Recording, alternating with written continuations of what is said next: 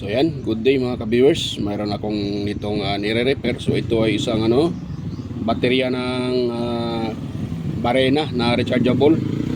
Ayan yung Barena na charge, siya, china-charge. So ito yung kanyang pinaka-baterya. Ito naman yung pinaka-cover niya. So yun yung brand niya. Ray-Aim ba yun? Tanong ng brand niya. Ray-Aim o ano ba yan? Ray-Aim. So yun yung kanyang brand mga ka-viewers. China lang po ito. At nakalagay dito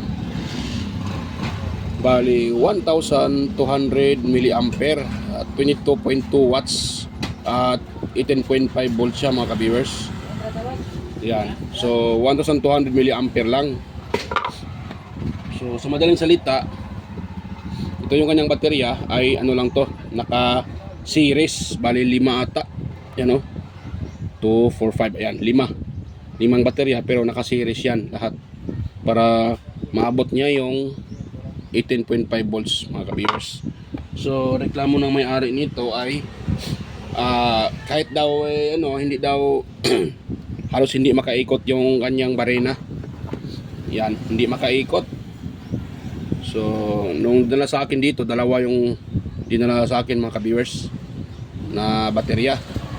So ito yung siya. So ang nangyari dito, kanina na check up ko na ito mga ka-viewers. Ayan. So dalawa yung dinala, yung isa daw ito. Itong pinaka isa naman dito na ako kukuha ng baterya pang tapal dito. So sira kasi ito mga ka-viewers, yung sa 5 na yan may isa na nagka-problema. So ito yun siya natuklap ko na yung yung pinaka-tabing wire. So tabing wire tawag nito mga ka-viewers. So tinuklap ko yung pinaka-tabing wire. Ito kasi yung connection niya pati dito. Ayan. Dahil ito yung na-test ko na. So itong isang baterya ay na siya, low voltage, hindi na nagkakarga ng maigi. Kaya nangyari abnormal yung output. Kaya pag ginagamit niya, ayun, ano ba tawag diyan? Hindi na siya magagamit ng maigi dahil lubat kagad at yun nga, hirap makaikot. So titest natin siya para kita ko sa inyo na sira talaga tong kanyang baterya. So dito tayo mag-una sa ito. Titest natin ito mga kabis. Pakita ko sa inyo na good yung ibang baterya, yung iba naman ay sira. Yan, tingnan nyo po yung tester ko kung ilan yung ma-reading niya. So 3.7, diba? 3.8. Ngayon, yan natin. Ito naman tayo sa kabila. Ito dito. Ganun lang ang pag-test ng mga baterya na naka-series. Yan 3.8, diba? 3.8. So ngayon, dumako naman tayo sa pangatlo. Itong pangatlo. Yun. Pangatlo tayo. Yan 3.7. So running 3.8 din yan. Okay pa yan mga ka-viewers. Dito, tingnan natin dito. Itong tinuklap ko. Ito ay low voltage na mga ka-viewers. Yan 2.1. So pag ganon, ito kasing ganito mga baterya, ang minimal voltage nito ay 3.7. Yan. So dapat 3.7 yan. Ngayon yung isa, dahil abnormal na siya, hindi na siya na full charge. Yung 4, pag kina-charge na full charge yan. Kaya ang mangyayari diyan, abnormal voltage. So hindi niya ma-reach yung 18 volts hanggang 19 or 18 kasi nakalagay doon 18 volts man So hindi niya ma-reach yun. So ngayon ang mangyayari doon ay abnormal yung voltahe. So pag ginagamit, hindi talaga makakapagpagana ng maigi dahil nga low voltage siya. Dahil abnormal na yung isang cell ito.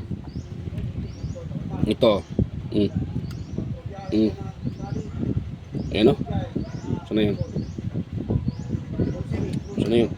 Mali pa tayo yung notice ko pagkuwang na. Yan ito. Yan. Dito at saka dito. Ano yung tester ko? Yan 1.5 na lang so na yun. Bakit naging 1.5? Wait lang ha. Dito at saka dito. Yan. Tubos lang mga person. 2.1. So pag ganon, Hindi talaga mapo-full charge yan dahil hindi na sila level. Hindi na sila umaabot ng 3 volts or 3.7. So kahit gaano mo pa i-full charge yan, hindi yan mapupuno mga ka-viewers. Dapat kasi magka-level yan sila. Basta ang importante, aabot siya ng 3.7. Ayan. So aabot siya ng 3.7, yun ang importante mga ka-viewers. Nga lang, sira na siya. Hindi na ito nagkakarga ng maigi. Ito. Itong cell na to. So ang ginagawa ko sa kanya, ito.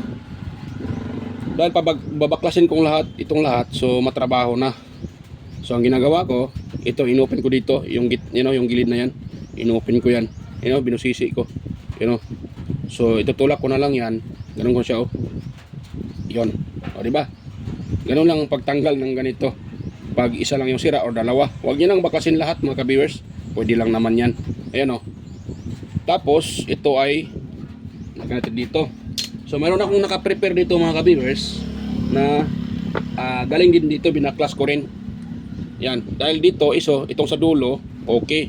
Yung sa gitna din, sira din yung sa gitna sa kanya.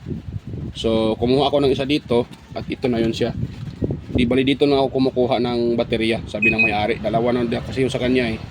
So ang gusto niya, isa lang yung pagganahin dahil kung nakita nyo ito, yan o, mga ka-viewers, hindi na din ma-charge dahil tagtad ng kalawang yung connector ng positive. Ito kasi yung charger niya eh. Dito papasok yung dito kasi papasok yung voltahe galing sa charger. Ngayon paano pa niya ma-charge ito eh, yung kanyang voltahe ay hindi na nakakarating dito dahil dito sa kanyang kalawang. Tagtad ng kalawang, ano na yan eh. Kalawang na talaga yan, hindi na nakakapasok yung voltahe diyan. Kaya sa madaling salita, sira na talaga ito. Ayan, pwede naman ito palitan ng ganito. Kung technician ka, madali lang naman ito para sa akin. Madali lang naman ito eh. Tanggalin itong kanyang DC jack connector at palitan ng bago. So gagana ito. Kaso wala tayong ganitong klase na DC jack na connector. Mayroon ako dyan iba, hindi ganito. So ang gusto naman ng may-ari, isa lang yung pagganahin. Kaya kumuha ako dito ng isa at para i-inject dito mga ka-viewers. So ngayon, ito yung nakuha kong baterya galing dyan sa kabila. Yan o. Tignan nyo po yung kanyang voltahe. Yan o. So yan. Bakit ito to? Malit itong nahatak ko. Kabuang na. So ngayon mga ka-viewers, pasensya na. Ito pala, ito yung intakto ata eh. Ayun, 3.9. So at least po yung itong lahat na to, itong apat na to ay 3.7, di ba? Or 3.8 pala. Ito naman 3.9. So okay to sa mga ka-viewers. Dahil ito ay malapit na rin ito full charge, 3.9. Oh. So 4 volts kasi ang ano nito eh. Pag ito ay napo full charge, maabot siya ng 4.2, 4.1 volts itong baterya na to. Yan. So ito yung gagawin natin dito, isasalpak ko sa kabila. So kung nakita nyo ito mga ka-viewers, dahil naka-series ito, ang gagawin nyo, ganun siya mga ka-viewers, oh. Di ba ito positive to? Yan, ito positive to, di ba? Ito namang dito, negative yan. Yan yung pulma sa negative. Kung nakita nyo ito, positive yan, di ba? Ito, positive din. So magagawin nyo dyan, itong negative, yun ang isalpak nyo dyan. Ito namang positive, dahil dito ay puro negative yan, dapat sa gitna ay positive. Ganun yan.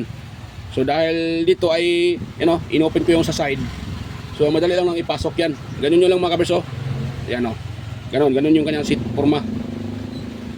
Yun. So ipasok natin na. Yun. Ganun lang oh. O di ba? Ganun. Tapos dito naman salitan yan eh.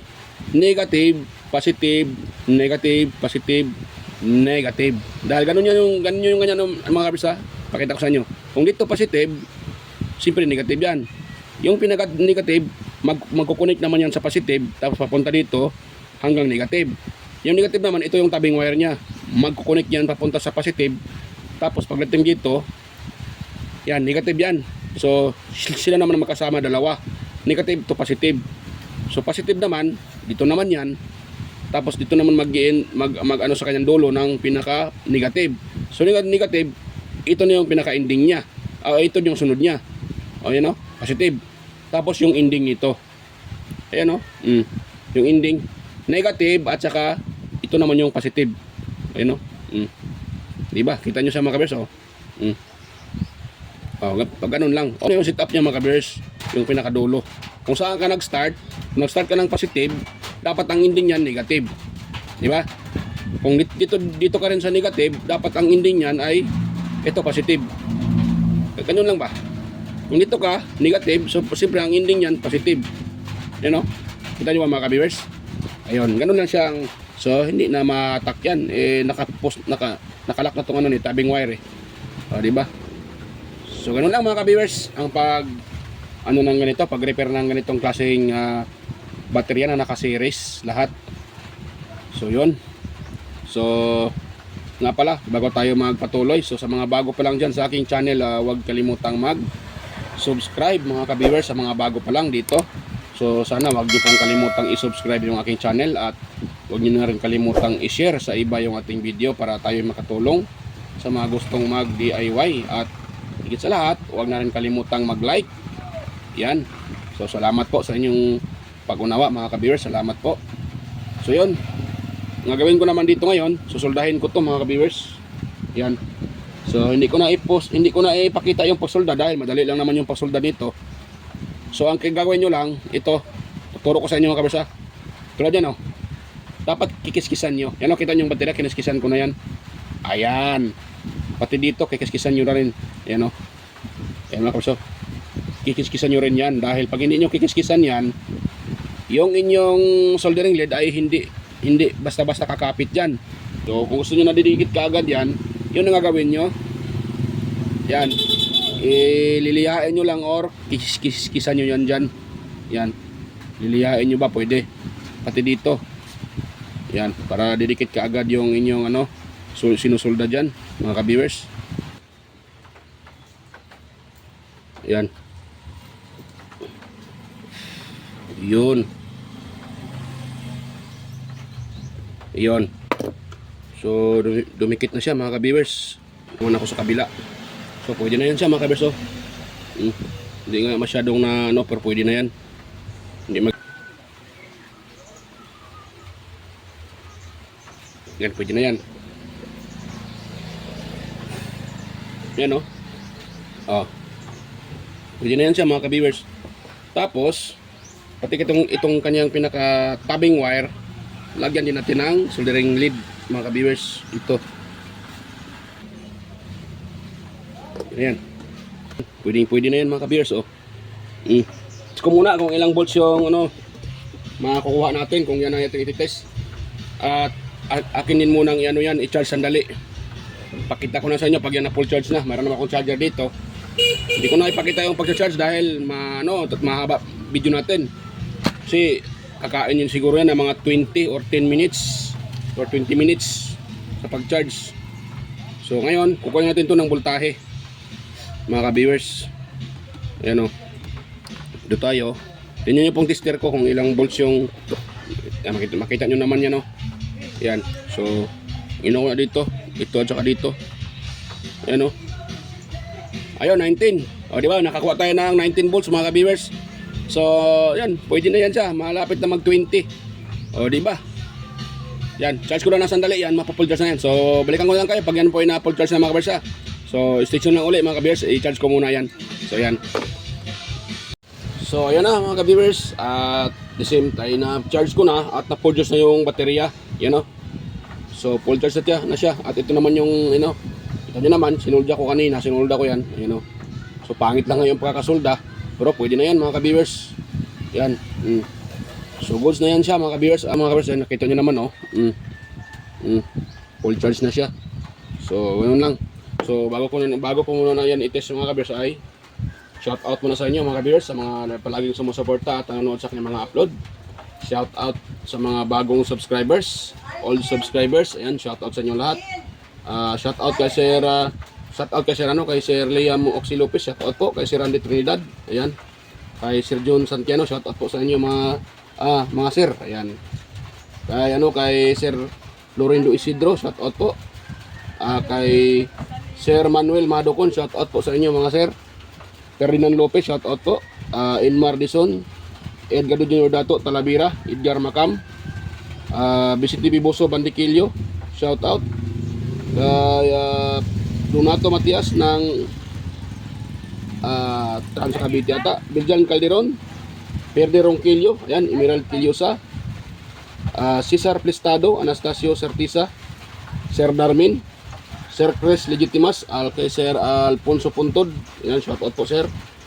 Sir Ronnie Halipa, ayan, shout out. At ganun din kay Sir, ano ba yan?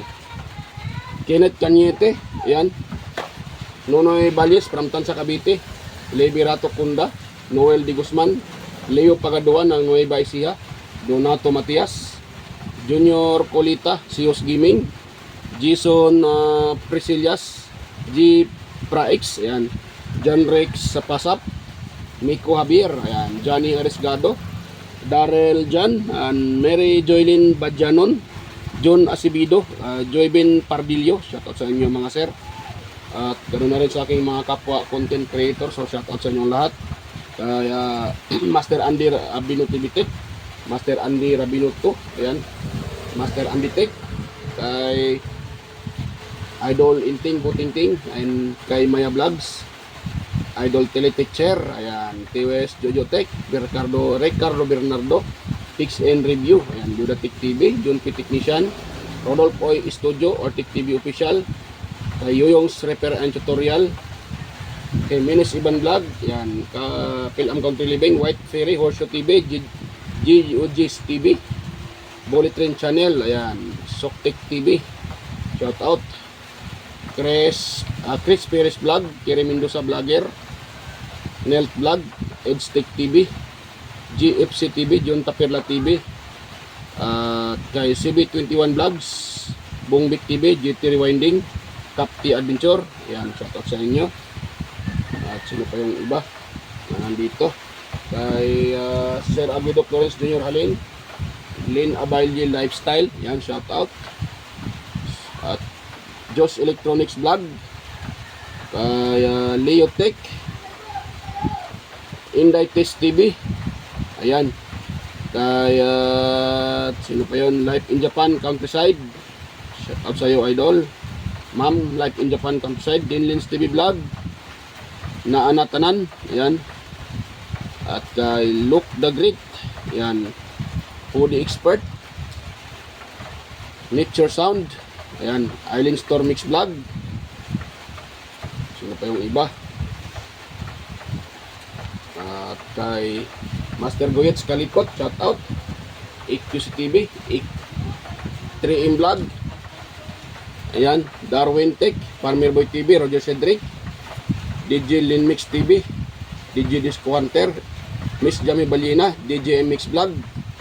At kaya sino pa yun? Kaya Ray Vlogs, Nonoy Ray Vlogs, ayan.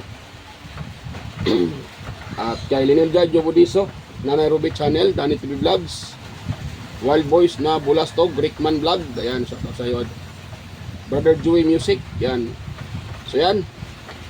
So shout out sa inyong lahat, mga master, mga idol. Hanggang sa dito mga ka-viewers, you know. Ayan. So yan o. Ayun, 20 na. 20.26. Ngayon, ito kanina, yung nilagay ko at saka ititis natin yan sa isa. Tingnan natin kung kapareho na ba yung voltahe.